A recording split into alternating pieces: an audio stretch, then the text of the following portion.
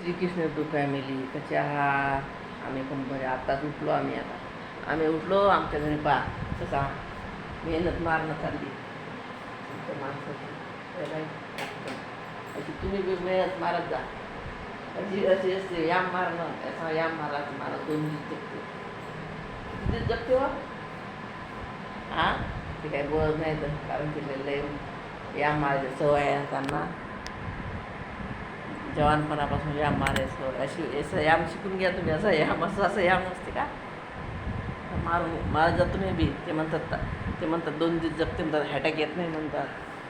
आता उठलो आम्ही. आता चला झाडू गिडू मारा.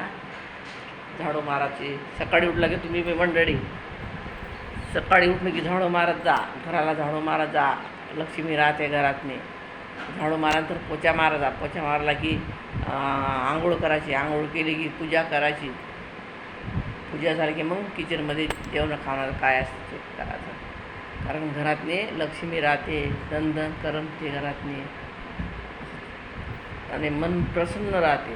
आता काय लोक काय करतात. उठले की डायरेक्ट किचनमध्ये चालले जातात स्वयंपाक करायला. तसं नाही करायचं. घराला पहिलं झाडू मारायचा.